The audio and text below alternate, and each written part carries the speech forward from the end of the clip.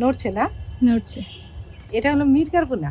প্রতিদিন তো আর বাজারের ভরসা করলে হয় না। আমি যদি বাজারে যাই অনেক দিক সামলে তারপর যেতে হয়, তা না হয় সপ্তাহে 2-1 দিন যেতে পারি। প্রতিদিন তো আর তা সম্ভব হয় না। তবে বাড়ির সামনে এক এক দিন এক এক মাছালা আসে, যেদিন পছন্দ হয় ওদিন আর চান্স ছেড়ে দেই না, ওদিন নিয়ে নেই। তবে বাজারে গিয়ে মাছ কিনলে একটা সুবিধা আছে, মাছ কিনে তার সাথে মিলিয়ে সবজিও কেনা যায়। বাড়ির সামনে থেকে মাছ নিলে তার সাথে তো মিলিয়ে আর সবজি আলা আসে না, বা ঘরেও মিলিয়ে টিলে আনাজপাতি থাকে না। তবে এমন তরতাজা মাছ দেখে আগে তো নিয়ে নেই, পরে দেখা যাবে কি দিয়ে রান্না করি।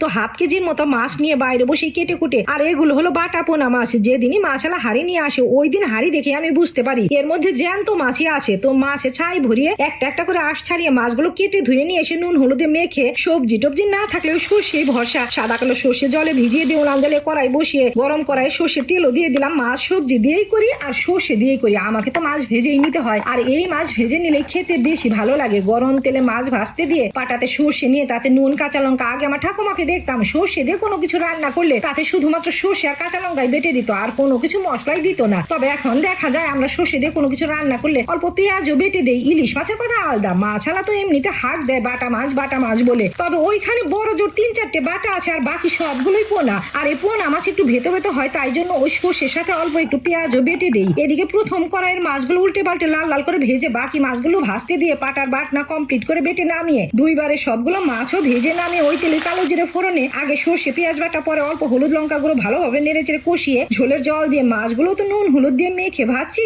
আর সর্ষেও নুনে বাড়ছি, তাই জন্য কষানো মশলার উপরে আর নুন দিলাম না। ঝোলের জল বলক এসে গেলে তাতে ভাজা মাছ দিয়ে এখন তো আমি এই বাটা মাছ সর্ষে দিয়ে রান্না করলাম, কোনো সবজি দিলাম না। অবশ্য আজকে ঘরে কোনো সবজি নাইও, তবে আগে আমাদের বাড়িতে দেখতাম শীতকালে এই পোনা মাছ মূলা বেগুন আলু দিয়ে রান্না করে রাখতো, আর সেই বাসি তরকারির যে কি স্বাদ।